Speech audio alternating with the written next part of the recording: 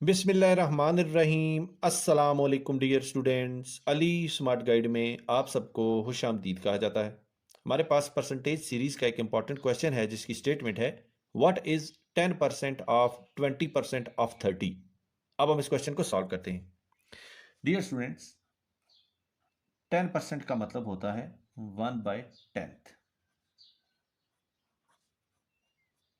इसी तरह 20% का मतलब होता है 1/5। सो 10% ऑफ 20% ऑफ 30 जो है वो हमें हासिल होगा 1/10 is multiplied bye 1/5 is multiplied bye 30। So 5 ones are 5, 5 6 are 30 and 6/10 is equal to 0.6। 15% of what is 75। Question की स्टेटमेंट में पूछा गया है कि बताइए किस नंबर का 15% 75 होता है। अब हम इस क्वेश्चन को सॉल्व करते हैं। डियर स्टूडेंट्स, हमारे पास परसेंटेज का फार्मूला होता है part is divided by total is multiplied by 100 is equal to percentage. अब क्वेश्चन की स्टेटमेंट में उन्होंने हमें पार्ट बी बताया है जो कि है 75 और परसेंटेज भी बताई है जो कि है 15%, लेकिन टोटल नहीं बताया, तो हमने ये कैलकुलेट करना है। अब यहाँ वैल्यू पुट करते हैं तो हमें हासिल होगा 75 is divided by total is multiplied by 100 is equal to 15। अब हम क्रॉस मल्टीप्लाई करते हैं तो हमें हासिल होगा 75 is divided by 15 is multiplied by 100 is equal to total. 15 ones are 15, 15 fives are 75 and 5 into 100 are 500। So 500 is equal to total। और question की स्टेटमेंट में उन्होंने हमसे यही वैल्यू कैलकुलेट करने का कहा था। Average of 16 values is 3.5। Find the sum of values. Question की स्टेटमेंट में बताया गया है कि 16 वैल्यूज की एवरेज वैल्यू 3.5 है और क्वेश्चन की स्टेटमेंट में पूछा गया है कि बताइए सम ऑफ वैल्यूज क्या होगी। अब हम इस क्वेश्चन को सॉल्व करते हैं। डियर स्टूडेंट्स, एवरेज का जो फार्मूला होता है हम वो डिस्कस करते हैं। एवरेज का फार्मूला होता है सम ऑफ वैल्यूज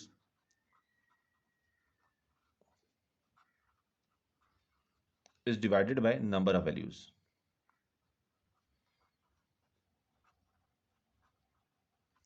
अब क्वेश्चन की स्टेटमेंट में उन्होंने हमें एवरेज भी दी है, नंबर ऑफ वैल्यूज भी बताई हैं, लेकिन सम ऑफ वैल्यूज नहीं बताई। सो एवरेज उन्होंने हमें बताई है 3.5 is equal to sum of value हमें नहीं मालूम,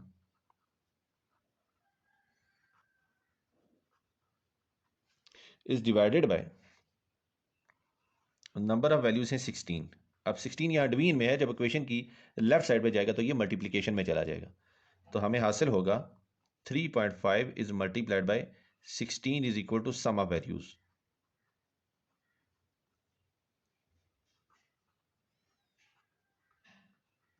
और जब 3.5 को हम 16 से मल्टीप्लाई करें तो हमें जो अमाउंट हासिल होगी वो होगी 56। और क्वेश्चन की स्टेटमेंट में उन्होंने हमसे यही वैल्यू कैलकुलेट करने का कहा था।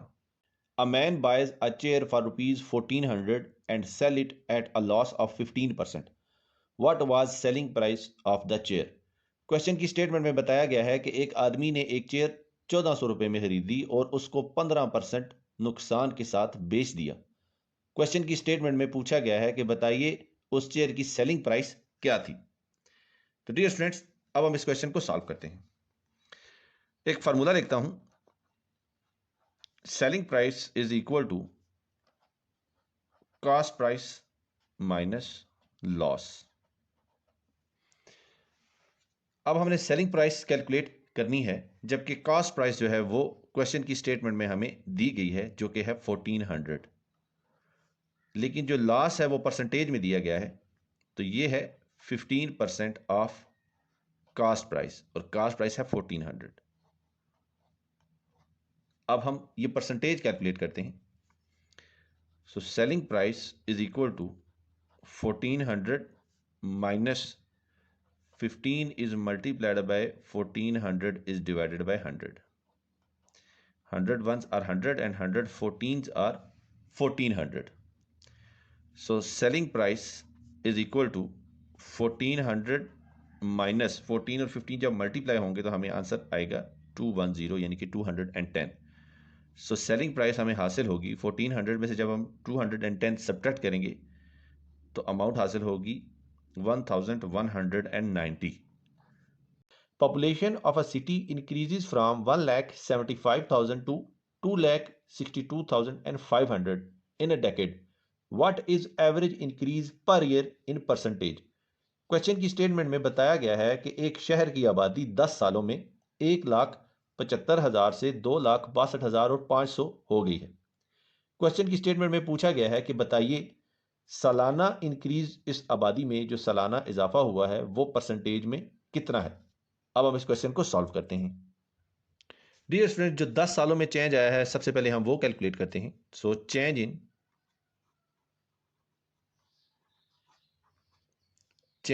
10 ईयर्स, ये होगा हमारे पास चेंज इन 10 ईयर्स, ये होगा 2,62,500 माइनस 1,75,000. तो हमें जो अमाउंट हासिल होगी वो अमाउंट होगी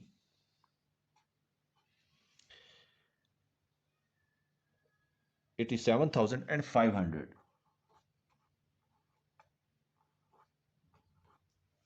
अब ये जो अमाउंट है ये अमाउंट है 10 साल में. ये अमाउंट जो हमें हासिल हुई है ये है 10 साल की अमाउंट. सो एवरेज चेंज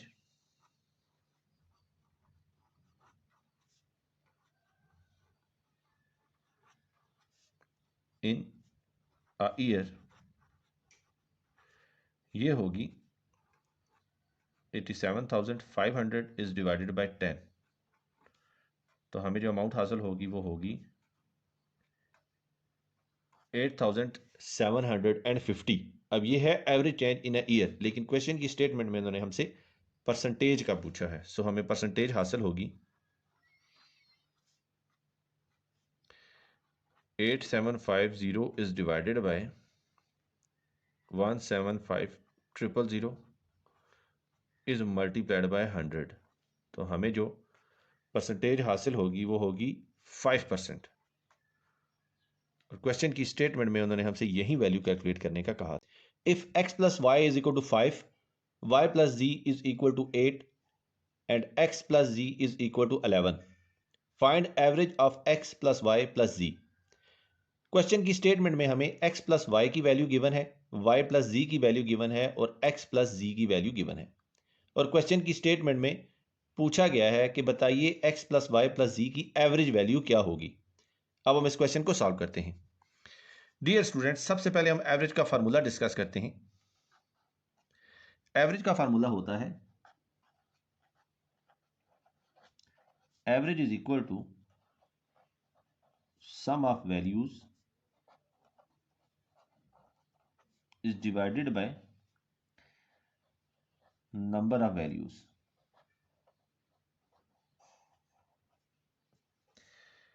अब क्वेश्चन की स्टेटमेंट में हमें x plus y, y plus z और x प्लस जी गिवन है. हम इन सब वैल्यूज को आपस में ऐड कर देते हैं. So x plus y plus y plus z plus x plus z, ये होगा is equal to 5 plus 8 plus 11. अब x के साथ ऐड होगा, y के साथ और z के साथ. तो हमें जो एक्सप्रेशन मिलेगा वो मिलेगा 2x plus 2y plus 2z is equal to 5 plus 8 plus 11. ये सब ऐड होके हमें आंसर मिलेगा 24. अब यहाँ से हम 2 कॉमन लेते हैं तो हमें अमाउंट हासिल होगी x plus y plus z is equal to 24.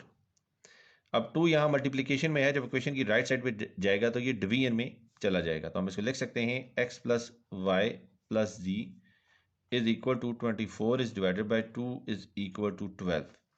अब ऊपर हमने जो एवरेज का फार्मूला डिस्कस किया है उस फार्मूले के मुताबिक जो हमें एवरेज हासिल होगी वो होगी sum of values is divided by number of values. अब सम ऑफ वैल्यूज तो हमारे पास आ गए हैं, ये है 12 is divided by number of values है हमारे पास 3, तो 3 1 are 3, 3 4 are 12, तो एवरेज होगी 4। A is 2 years older than B. B is twice older than C. If total ages of A, B and C are 27 years, how old is B?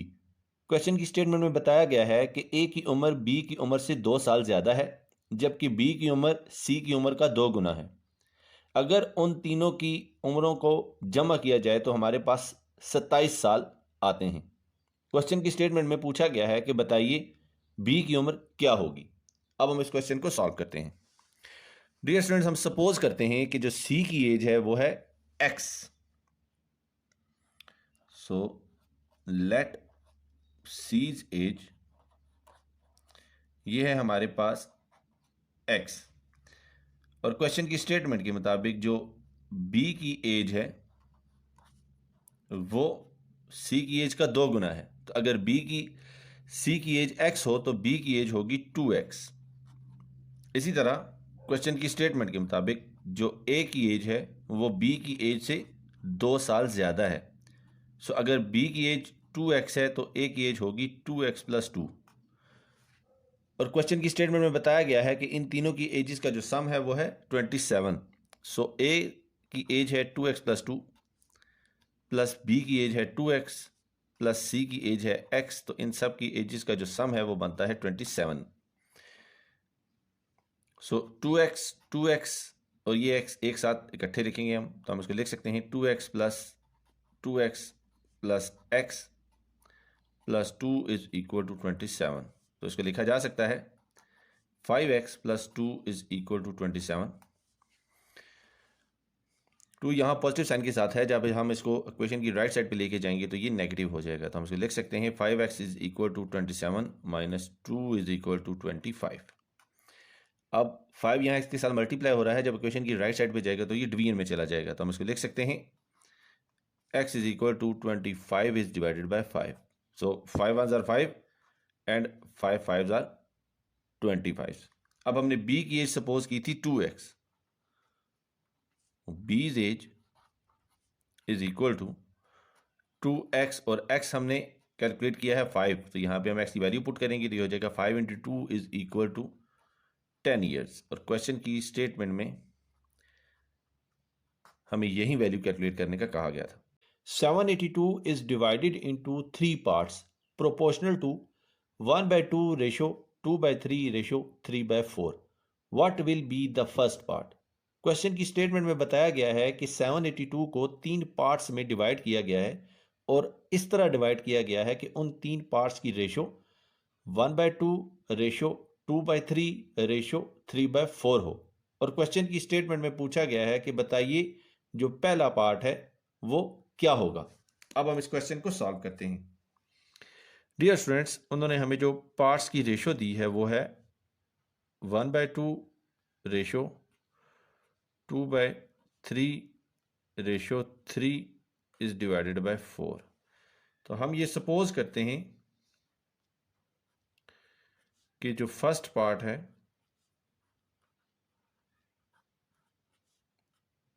वो है 1/2x या फिर x/2, और जो second part है ये हम सपोज करते हैं कि ये है 2x इज डिवाइडेड बाय 3, और जो थर्ड पार्ट है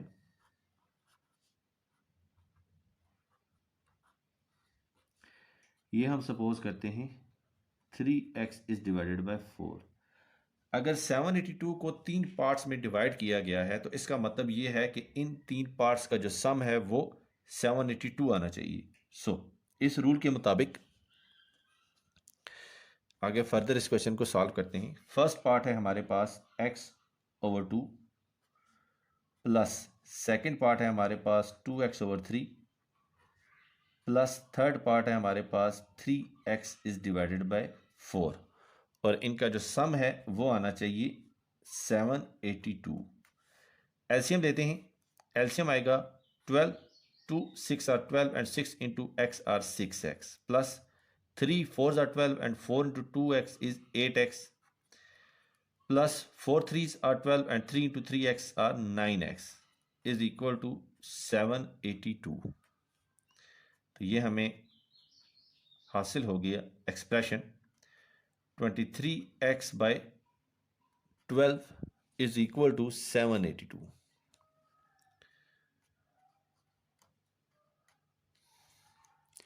अब 12 यहाँ डिवीजन में है, जब इक्वेशन की राइट साइड पे आएगा तो ये 782 से मल्टीप्लाई हो जाएगा। इसी तरह 23 यहाँ मल्टीप्लिकेशन में है, जब राइट साइड पे आएगा तो ये डिवीजन में चला जाएगा। तो हमें x हासिल होगा 782 is multiplied by 12 is divided bye 23। 23 1 था 23 एंड 23 को जब हम 34 से मल्टीप्लाई करें तो हमें 782 हासिल होता है, और 34 is multiplied by 12 is equal to 408। अब हमें x की जो वैल्यू हासिल हुई है वो है 408, लेकिन हमने जो फर्स्ट पार्ट सपोज किया था वो था x इज डिवाइडेड बाय 2। तो यहाँ पे हम x की वैल्यू पुट करते हैं जो कि है 408 इज डिवाइडेड बाय 2। तो हमें जो अमाउंट हासिल होगी वो अमाउंट होगी 204। In a mixture of 60 liters, the ratio of petrol and water is 2:1. If this ratio is to be 1:2, what will be the quantity of water to be further added? Question की statement में बताया गया है कि 60 litre के mixture में petrol और water की रेशो 2:1 है। अगर ये रेशो 1:2 होती तो बताइए हमें कितना मजीद पानी इस मिक्सचर में ऐड करना पड़ेगा। तो अब हम इस क्वेश्चन को सॉल्व करते हैं। डियर स्टूडेंट्स, जो पेट्रोल और वाटर इसकी जो रेशो है मिक्सचर में ये है 2:1। तो जो पेट्रोल है इसकी क्वांटिटी होगी 2 is divided by 2 + 1 is multiplied bye 60। ये बनेगा 2 is divided bye 3 is multiplied bye 60। 3 1s are 3, 3 20s are 60 and 20 into 2 are 40 litres. यानी कि इस मिक्सचर में जो पेट्रोल की क्वांटिटी है वो है 40 लीटर, और जो वाटर की क्वांटिटी होगी ये होगी 1 is divided by 2 + 1 is multiplied bye 60। तो ये बनेगा 1 is divided bye 3 is multiplied bye 60 and 3 1s are 3, 3 20s are 60। तो ये बनेगा 20 लीटर्स। अब क्वेश्चन की स्टेटमेंट में उन्होंने पूछा है कि अगर हम ये चाहते हैं कि पेट्रोल और वाटर की रेशो 1:2 हो जाए तो बताइए मजीद कितना पानी ऐड करना पड़ेगा। तो पेट्रोल जो है वो तो 40 लीटर्स है, और जो वाटर है वो हमने 20 लीटर्स कैलकुलेट किया है। अब वो पूछ रहा है 20 लीटर्स के अलावा फर्दर कितना पानी मजीद ऐड करना पड़ेगा कि रेशो 1:2 हो जाए। तो जो फर्दर वाटर है उसको हम सपोज करते हैं x से, तो ये रेशो होनी चाहिए 1:2 के। यहाँ पे x हमने सपोज किया है फर्दर एडिड वाटर के।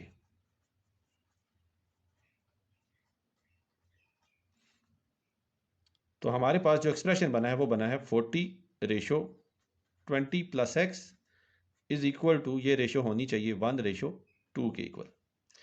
तो इस एक्सप्रेशन को हम लिख सकते हैं 40 is divided by 20 + x is equal to 1 is divided by 2। अब हम यहाँ क्रॉस मल्टीप्लिकेशन करते हैं, 2 यहाँ 40 के साथ मल्टीप्लाई हो जाएगा और 20 + x 1 के साथ मल्टीप्लाई हो जाएगा। तो हमें हासिल होगा 40 × 2 is equal to 20 + x is multiplied by 1। तो 42s are 80 होता है। तो 80 is equal to 20 1s are 20 and x into 1 is x। और 20 यहां ऐड हो रहा है, जब इक्वेशन की दूसरी साइड पे जाएगा तो ये सब्ट्रैक्ट हो जाएगा। तो हम इसको लिख सकते हैं 80 minus 20 is equal to x, और x हमें हासिल होगा 60 लीटर्स, और x हमने सपोज किया था फर्दर एडिड वाटर के। तो ये हमारे पास आंसर आया है 60 लीटर के। In a certain store, the profit is 320% of cost. If cost is increased by 25%, but selling price remains constant, what percentage of selling price is the profit? Question की statement में बताया गया है कि किसी स्टोर में जो प्रॉफिट है वो कास्ट प्राइस का 320% है। अगर कास्ट प्राइस में 25% इजाफा किया जाए और सेलिंग प्राइस सेम रखी जाए जो कि पहले थी, तो क्वेश्चन की स्टेटमेंट में पूछा गया है कि बताइए जो नया प्रॉफिट होगा वो सेलिंग प्राइस के कितने परसेंट होगा। अब हम इस क्वेश्चन को सॉल्व करते हैं। डियर स्टूडेंट्स, हम ये सपोज करते हैं कि जो कास्ट प्राइस है वो है 100। So cost price is equal to 100, और क्वेश्चन की स्टेटमेंट के मुताबिक जो प्रॉफिट है वो कास्ट प्राइस का 320% है, यानी कि 320% ऑफ 100, और 100 का 320% 320 ही होगा। सो जो सेलिंग प्राइस होगी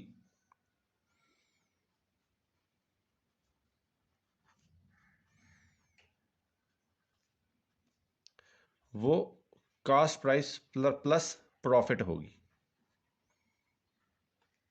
यानी कि 100 प्लस 320 इज इक्वल टू 420। अब क्वेश्चन की स्टेटमेंट के मुताबिक जो कास्ट प्राइस है उसमें 25% इजाफा हो गया है। So increase in cost price is equal to 25%। अब कास्ट प्राइस हमने सपोज की थी 100, और इसमें 25% इजाफा हुआ, तो 100 का 25% होता है 25 ही। तो 100 प्लस 25 इज इक्वल टू 125। लेकिन क्वेश्चन की स्टेटमेंट के मुताबिक जो सेलिंग प्राइस है वो सेम रहेगी। सो सेलिंग प्राइस ये 420 ही रही। तो ऊपर हमने जो फार्मूला डिस्कस किया है, selling price is equal to cost price plus profit, इस फार्मूले को हम यूज करते हैं और यूज करके प्रॉफिट कैलकुलेट करते हैं। So profit is equal to selling price minus cost price.